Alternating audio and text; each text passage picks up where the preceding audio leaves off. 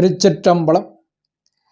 உலகத்துள்ள அனைத்து தமிழ் சொந்தங்களுக்கும் மீனாட்சி சொக்கநாத பெருமானுடைய திருவருட்கருணை முன்னிற்கு அடியேனுடைய பணிவான வணக்கங்களை முதற்கண் தெரிவித்துக் கொள்ளுகின்றேன்.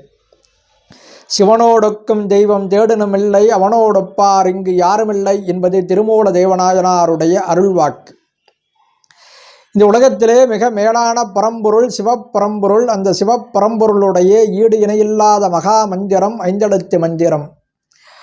வேதம் நான்கினும் மெய்ப்பொருளாவது நாதன் நாமம் நமச்சிவாயவே என்பது திருஞான சம்பந்த பெருமானுடைய அருள்வாக்கு. அப்படி ஐந்தெழுத்திற்கு தலைவனாக இருக்கக்கூடிய அந்த சிவப்பரம்பொருள் காசியிலே வந்து தங்கக்கூடியவர்களிடம் ராமநாமத்தை சொல்லுகிறார் என்று சிவவாக்கியர் சித்தர் பெருமகனார் தன்னுடைய சிவவாக்கியம் என்று சொல்லப்படக்கூடிய அருள் நூலிலே பதிவேற்றம் செய்திருக்கிறார்.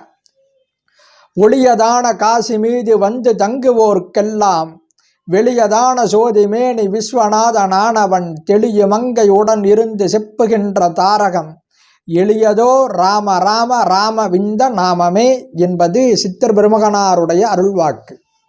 ஆகவே சிவப்பரம்பொருளே இந்த ராமநாமத்தை காசியிலே சொல்லுகிறார் என்றால் இந்த ராமநாமத்தினுடைய மகிமை சிந்திக்கக்கூடிய ஒரு செய்தி.